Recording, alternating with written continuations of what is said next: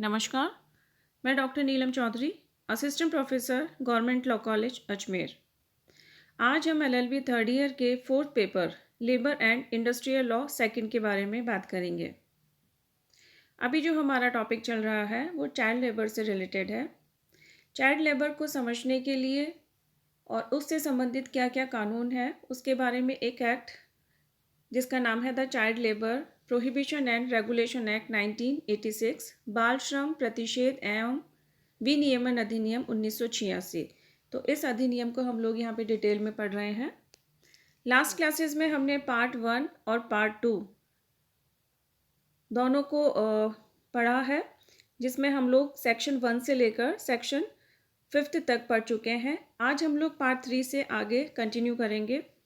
Part 3 की जो heading है वो है regulation of conditions of work of children, कि बालकों के काम से संबंधित जो कंडीशंस हैं वो किस तरीके से होंगी, वो इस पार्ट में बताई गई हैं कि उनके वर्किंग आवर्स कितने होने चाहिए, उनको किस तरीके से साप्ताहिक छुट्टी मिलनी चाहिए, और इन सभी चीज़ों को नोटिस करने के लिए क्या कोई इंस्पेक्टर अपॉइंट होता है, या अगर किसी भी चाइल्ड के एज से रिलेटेड कोई भी विवाद उत्पन्न होता है, डिस्प्यूट होता है, तो उसका निपटारा किस तरीके से किया जाएगा, क्या इन सभी चीज़ों को रजिस्टर में मेंटेन करना आवश्यक है, अगर कोई नोटिस है तो उसके बारे में क्या कहा गया है, और किशोर की हेल्थ से रिलेटेड, उसकी सेफ्टी से रिलेटेड कौन कौन से प्रावधान हैं, वो सारी चीज़ें इस पार्ट में बताई गई हैं। तो सबसे पहले हम लोग सेक्शन 6 से शुरुआत करते हैं।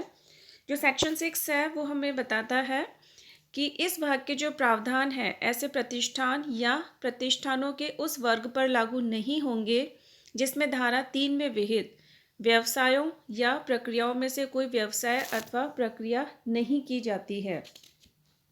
तो यहाँ पे इस धारा में बताया गया है कि यह जो पार्ट्स हैं वो कहाँ पे लागू नहीं होगा। नेक्स्ट आता है सेक्शन 7, काम के घंटे और समय अवधि, hours and periods of work. अधिनियम की जो अधिनियम है उसकी धारा 7 के अनुसार जो चाइल्ड है वो किस तरीके से और कितने समय के लिए काम करेगा वो बताया गया है। इसके अनुसार किसी भी चाइल्ड से किसी भी प्रतिष्ठान में उतने घंटों से अधिक काम करने की अपेक्षा नहीं की जाएगी या अनुमति नहीं दी जाएगी जो ऐसे प्रतिष्ठान या प्रतिष्ठानों के वर्ग के लिए निर्धारित की गई है। मतलब जो पहले से ही डिसाइडेड आवर्स हैं उनसे ज़्यादा घंटों के लिए उनसे काम नहीं करवाया जाएगा। सब क्लॉज 2 के अनुसार प्रत्येक दिन काम की समयावधि, मतलब उनका जो ड्यूरेशन है वो इस प्रकार से निर्धारित किया जाएगा कि कोई भी समयावधि 3 घंटे से अधिक की नहीं होगी, और कोई भी चाइल्ड कम से कम 1 घंटे का विश्राम अंतराल ले चुकने से पूर्व 3 घंटे से अधिक काम नहीं करेगा। कहने का मतलब है कि काम इस तरीके से किया जाएगा कि उसको बीच में 1 घंटे का रेस्ट भी मिल सके, 3 घंटे, फिर 1 घंटे का रेस्ट, फिर 3 घंटे। ऐसा नहीं है कि लगातार वो 3 घंटे से ज़्यादा काम कर रहा है। नेक्स्ट इसमें बताया गया है कि किसी भी किशोर के काम की समयावधि की व्यवस्था इस प्रकार की जाएगी कि वह धारा 7(2) के अधीन उसके विश्राम के अंतराल सहित 6 घंटों से अधिक की नहीं होगी, जिसके अंतर्गत किसी दिन काम के लिए प्रतीक्षा में बिताया गया समय भी शामिल होगा। तो टोटल कोई भी अगर चाइल्ड है वो काम कर रहा है वो टोटल आवर्स 6 घंटे से ज़्यादा नहीं होगा। लेकिन ध्यान रखने वाली एक बात यहाँ पे है कि 6 घंटे के ड्यूरेशन में उसका जो रेस्ट करने का टाइम है वो टाइम भी उसमें इंक्लूड किया जाएगा। और अगर उसी ड्यूरेशन में उसने किसी काम के लिए वेट किया है तो उस वेटिंग पीरियड को को भी इसमें काउंट किया जाएगा। एक छोटे से एग्जांपल से हम इसको समझते हैं कि हमने देखा कि यहाँ पे 6 घंटे की उसको बोला गया कि 6 घंटे से ज़्यादा काम नहीं करेगा। तो 6 घंटे का जो ड्यूरेशन है उस 6 घंटे के ड्यूरेशन में 1 घंटा तो क्या हो गया, उसका रेस्ट करने का टाइम हो गया, और रिमेनिंग बचे 5 घंटे। तो वो मैक्सिमम 5 घंटे किसी भी दिन काम कर सकता है। लेकिन ये जो 5 घंटे होंगे ये 5 घंटे भी एक साथ कंटिन्यूअस लगातार नहीं किए जाएंगे। वो या तो 3 घंटे काम करेगा, फिर रेस्ट करेगा, फिर बाकी के 2 घंटे काम करेगा, या 2 घंटे काम करेगा, फिर बीच में 1 घंटा रेस्ट करेगा और फिर 3 घंटे काम करेगा। तो लेकिन हमने देखा कि 3 घंटे से ज़्यादा तो वो काम नहीं कर सकता। तो टोटल 6 आवर्स दिए गए हैं, तो 6 में 1 आवर तो उसका रेस्ट का है, तो रिमेनिंग मैक्सिमम 5 आवर्स तक कोई भी चाइल्ड काम कर सकता है। दूसरी बात जो यहाँ पे ध्यान रखने वाली है वो ये है कि अगर किसी भी काम को करने के लिए आपने किसी चाइल्ड को वेट करने के लिए बोला है और उसने मान लीजिए आधा घंटा वेट किया है, तो रिमेनिंग 5.5 घंटे ही वो काम करेगा और उन 5.5 घंटे में भी 1 घंटा उसका रेस्ट करने का होगा। तो इन सारी चीज़ों को ध्यान में रखना कंपलसरी है। नेक्स्ट इसमें बताया गया है कि किसी भी जो चाइल्ड है उससे शाम को 7 बजे से लेकर सुबह 8 बजे के बीच काम करने के लिए नहीं बोला जाएगा और ना ही उसको इस तरीके से काम करने की अनुमति दी जाएगी। तो जो उसके वर्किंग आवर्स है, काम करने के जो घंटे हैं, हम कह सकते हैं कि सुबह 8 बजे से लेकर शाम को 7 बजे तक वो काम कर सकता है और शाम को 7 बजे से लेकर अगले दिन सुबह 8 बजे तक वह काम नहीं करेगा। नेक्स्ट, किसी चाइल्ड से अधिनियम में जो बताया गया है उतने ही आवर्स के लिए उससे काम कराया जाएगा। उसको कभी भी जो अधि समय, जिसको कि हम ओवर टाइम बोलते हैं, उसकी अपेक्षा उससे नहीं की जाएगी और ना ही उससे सहमति उस काम के लिए सहमति दी जाएगी। मतलब कोई भी जो चाइल्ड है वो ओवर टाइम नहीं करेगा। नेक्स्ट, किसी किशोर से किसी प्रतिष्ठान में ऐसे दिन काम करने की अपेक्षा नहीं की जाएगी या अनुमति नहीं दी जाएगी जिस दिन वह पहले से ही किसी अन्य प्रतिष्ठान में काम कर रहा है। तो हमने देखा कि एक दिन में जो चाइल्ड है वो 6 घंटे काम कर सकता है, ठीक है। अगर वो पहले ही 6 घंटे उस दिन किसी और जगह पे काम करके आ चुका है, तो किसी दूसरे प्रतिष्ठान में उसको काम करने की इजाज़त नहीं दी जाएगी, क्योंकि यह सब उस चाइल्ड के हेल्थ के लिए बहुत ही ज़्यादा नुकसानदेह है। तो यहाँ पे ये बात हमें ध्यान रखने की है। तो हम लोग ये बोल सकते हैं कि जो धारा 7 है वह विवरण प्रस्तुत करती है कि कोई भी किशोर कम से कम 1 घंटे के विश्राम के मध्यांतर के 3 घंटे से अधिक समय तक काम नहीं कर सकेगा। और दूसरी बात, उसे दोहरे नियोजन से भी मना किया गया है, उसे प्रतिषेध किया गया है। नेक्स्ट आता है हमारा सेक्शन 8। सेक्शन 8 बात करता है साप्ताहिक अवकाश, वीकली हॉलीडेज़ के बारे में। तो इस धारा के अनुसार किसी प्रतिष्ठान में नियोजित प्रत्येक किशोर को प्रत्येक सप्ताह में एक संपूर्ण दिन का अवकाश मनाने की अनुमति दी जाएगी। दिन में किसी सुलभ स्थान पर स्थायी रूप से प्रदर्शित सूचना में उसे उल्लेखित किया जाएगा। इस प्रकार उल्लेख किए गए दिन में उस अधिष्ठाता द्वारा 3 माह में एक बार से अधिक परिवर्तन नहीं किया जाएगा। Next, section 9। सेक्शन 9 बात करता है नोटिस टू इंस्पेक्टर, निरीक्षक को नोटिस के बारे में। इस धारा के अनुसार निरीक्षक को नोटिस देने संबंधी जो प्रावधान किए गए हैं वो इस प्रकार से हैं। पहला, ऐसे प्रतिष्ठान के संबंध में जिसमें कोई किशोर इस अधिनियम के प्रारंभ की तिथि के ठीक पहले काम करने के लिए नियोजित था या काम करने के लिए लाया गया था, प्रत्येक अधिष्ठाता 3 दिन की समयावधि के भीतर उस निरीक्षक जिसकी स्थानीय सीमाओं के भीतर प्रतिष्ठान आता है उसको निम्नलिखित सूचनाएं प्रेषित करेगा। पहला, प्रतिष्ठान का नाम और स्थिति। दूसरा, प्रतिष्ठान का वास्तविक प्रबंध करने वाले व्यक्ति का नाम। तीसरा, वह पता जिस पर प्रतिष्ठान से संबंधित सूचनाएं प्रेषित की जानी चाहिए। और चौथा, व्यवसाय की प्रकृति या प्रतिष्ठान में अपनाई जाने वाली प्रक्रिया। इन सभी चीज़ों की जो सूचनाएं हैं वो निरीक्षक इंस्पेक्टर को भेजी जाना ज़रूरी है।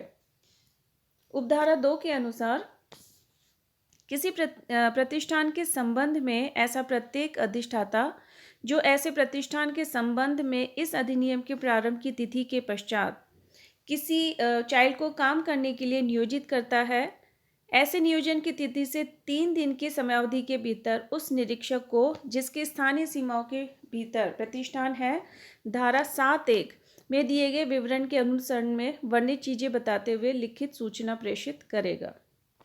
इस धारा में नीचे एक एक्सप्लेनेशन स्पष्टीकरण दिया गया है, जिसके अनुसार अधिनियम की धारा 9(1) और 9(2) के प्रयोजन में किसी प्रतिष्ठान के संबंध में इस अधिनियम के प्रारंभ करने की तिथि का अभिप्राय अधिनियम को लागू करने की तिथि से है।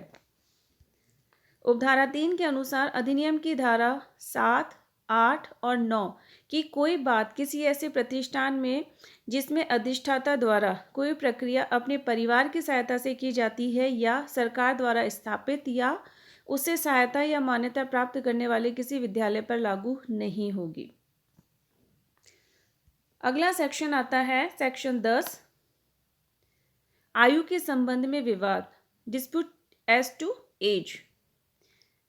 धारा 10 में उल्लिखित किया गया है कि यदि ऐसे चाइल्ड की आयु के बारे में निरीक्षक और मालिक के बीच कोई विवाद खड़ा होता है जो अधिष्ठाता द्वारा किसी प्रतिष्ठान में काम करने के लिए नियोजित किया जाता है, तो वह विवाद विहित चिकित्सा प्राधिकारी द्वारा ऐसे बालक की आयु के बारे में दिए गए प्रमाण पत्र के अभाव में निरीक्षक द्वारा विहित चिकित्सा प्राधिकारी के पास निर्देशित किया जाएगा। तो यहाँ पे सबसे पहले अगर कोई मेडिकल सर्टिफिकेट है जिसमें उसका एज बताया गया है तो उसको प्रायोरिटी दी जाएगी, लेकिन अगर इस तरीके का कोई भी मेडिकल सर्टिफिकेट नहीं है तो जो इंस्पेक्टर है वो किसी भी प्रिस्क्राइब्ड मेडिकल अथॉरिटी के पास इस मामले को भेजेगा और उससे राय लेगा कि उसकी एज का निर्धारण किस तरीके से किया जा सकता है। नेक्स्ट आता है सेक्शन 11, मेंटेनेंस ऑफ रजिस्टर, रजिस्टरों का रखरखाव। इस धारा के अंतर्गत प्रत्येक अधिष्ठाता द्वारा किसी प्रतिष्ठान में काम करने के लिए नियोजित जो चाइल्ड है उनके संबंध में एक रजिस्टर रखा जाएगा जो काम के घंटों के दौरान या जब किसी ऐसे प्रतिष्ठान में काम हो रहा हो तब सभी समयों पर निरीक्षक द्वारा निरीक्षण के लिए उपलब्ध होगा। मतलब वो जो रजिस्टर होगा जिसमें आप किसी भी बच्चे के बारे में आप बात कर रहे हैं उसकी डिटेल लिखी गई है, तो वो इंस्पेक्टर की पहुंच के अंदर होना चाहिए कि वो चाहे तो उसका निरीक्षण कर सके।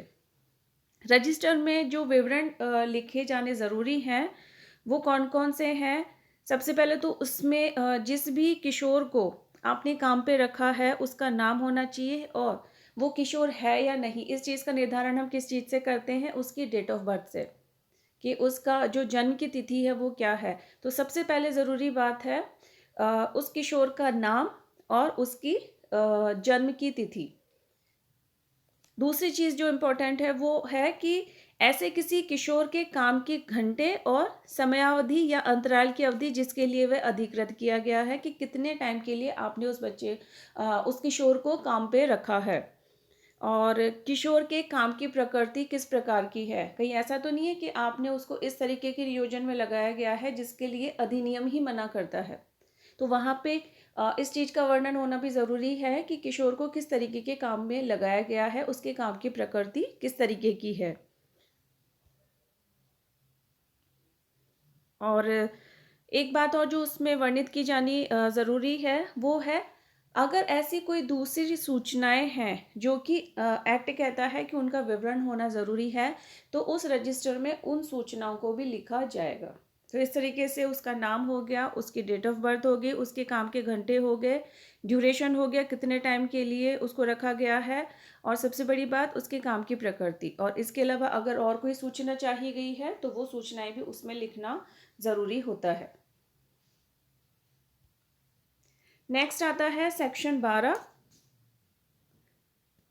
सेक्शन 12 बात करता है कि सेक्शन 3A और धारा जो 14 है उसके सारांश दिखाने वाले नोटिस का प्रदर्शन किस तरीके से किया जाएगा। Display of notice containing abstract of section 3A and 14। इस धारा के अनुसार निम्न प्रावधान किए गए हैं। प्रत्येक रेल प्रशासन, प्रत्येक बंदरगाह प्राधिकारी और प्रत्येक मालिक यथास्थिति अपने रेलवे स्टेशन, किसी बंदरगाह की सीमाओं के भीतरीय काम के स्थान पर स्पष्ट रूप से दिखने और सुगत स्थान पर स्थानीय भाषा और अंग्रेजी भाषा में इस अधिनियम की धारा 3 क और 14 के सारांश दिखाने वाले नोटिस प्रदर्शित करेंगे। तो ये आज ये जो लैंग्वेज इंग्लिश है उसको तो कंपलसरी रखा गया है, और उसके अलावा कोई भी ऐसी भाषा जो कि वहाँ पे प्रचलित है, कि अगर हिंदी भाषी राज्य है तो हिंदी भाषा में, अगर वहाँ पे मराठी है तो मराठी में, बंगाली है तो बंगाली में, कन्नड़, मतलब जहाँ का भी वह इस्टेब्लिशमेंट है वहाँ पे दो लैंग्वेज, एक लोकल लैंग्वेज जिसे वहाँ पे पढ़ा और समझा जाता है, और दूसरी इंग्लिश, इन दोनों लैंग्वेज में 3A और 14 के जितने भी नोटिस हैं जिनका प्रदर्शित किया ज़रूरी है उनको वहाँ पे प्रदर्शित किया जाएगा।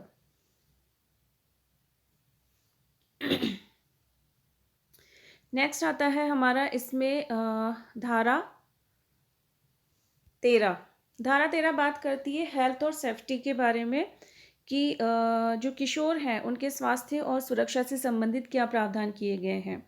तो धारा 13 में किशोरों के स्वास्थ्य और उनकी सुरक्षा के संबंध में जो उपबंध दिए गए हैं वो इस तरीके से हैं कि पहला, कि जो समुचित सरकार है, शासकीय राजपत्र जो स्टेट गजट होता है उसमें अधिसूचना द्वारा किसी प्रतिष्ठान या किसी वर्ग के प्रतिष्ठानों में काम करने के लिए नियोजित किशोरों के स्वास्थ्य और सुरक्षा के लिए नियम बना सकेगी। ऐसे नियम जिससे कि उनके स्वास्थ्य और जो उनका सुरक्षा है उनको सुचारू रूप से लागू किया जाए, या वो चीज़ें जिससे वे स्वस्थ और सुरक्षित रहें वो नियम बना सकेगी। उपधारा 2 के अनुसार कि पूर्वगामी प्रावधानों की व्यापकता पर प्रतिकूल प्रभाव डाले बिना और उक्त नियम निम्नलिखित सभी या किन्हीं विषयों के लिए लागू किए जा सकेंगे। भी नीचे लिस्ट दी गई है जिसमें जो उक्त नियम हैं वो लागू किए जा सकते हैं। इसमें पहला आता है काम के स्थल पर सफाई और उसकी न्यूसेंस से मुक्ति। बी, कूड़ा करकट और बहिश्राव का व्ययन, डिस्पोजल ऑफ वेस्टेज, और जो इफ्लुएंट्स होते हैं उनका बारे में कहा गया है। सी आता है संवातन और तापमान, वेंटिलेशन और टेम्परेचर। डी बात करता है धूल और धुएं के बारे में। ई, कृत्रिम नमीकरण के बारे में। एफ, प्रकाश लाइट्स के बारे में। नेक्स्ट, पीने का पानी, शौचालय और मूत्रालय, थूकदान, मशीनरी पर बाड़ लगाना, जो फेंसिंग होती है मशीनरी पे ताकि उनको सुरक्षा प्रदान की जा सकती है, तो फेंसिंग ऑफ मशीनरी। के अनुसार मशीनरी के गतिमान होने पर उस पर या उसके निकट काम, खतरनाक मशीनों का किशोरों का नियोजन, खतरनाक मशीनों पर किशोरों के नियोजन के संबंध में अनुदेश, प्रशिक्षण और पर्यवेक्षण, और बिजली काटने के तरीके, अपने आप चलने वाली मशीनें, नई मशीनें को सुचारू बनाना, फर्श, सीढ़ियाँ और पहुँचाने के साधन, खड्डे, संपर्श, फर्श की ओपनिंग आदि। अत्यधिक वजन, आँखों की सुरक्षा, विस्फोटक या जो ज्वलनशील होता है, धूल, गैस आदि के बारे में। आग लगने की स्थिति में पूर्व सावधानियां क्या होनी चाहिए, भवनों का रखरखाव किस तरीके से होना चाहिए, भवनों और मशीनरों की सुरक्षा। तो इन सभी चीज़ों के बारे में वो नियम बना सकते हैं समुचित सरकार। लेकिन नियम बनाने के लिए उससे जो स्टेट गजट है उसमें एक वो अधिसूचना देगी, और उसके बाद इन से संबंधित वो नियम बना सकेगी। इन नियमों के द्वारा ही हम किसी चाइल्ड को सेफ्टी दे सकते हैं, उनकी हेल्थ को सिक्योर कर सकते हैं। तो इस तरीके से हम लोगों ने देखा कि जो पार्ट 3 है उसमें हमने सेक्शन 6 से लेकर सेक्शन 13 तक देखा। नेक्स्ट जो पार्ट आता है वो है पार्ट 4, मिसलेनियस, विविध प्रावधानों के प्रोविजंस के बारे में बताया गया है इसमें, जिसमें हम लोग सेक्शन 14 से लेकर 26 तक पढ़ेंगे। तो आज तक के लिए इतना ही। कल की क्लास में हम लोग पार्ट 4 को आगे कंटिन्यू करेंगे। धन्यवाद।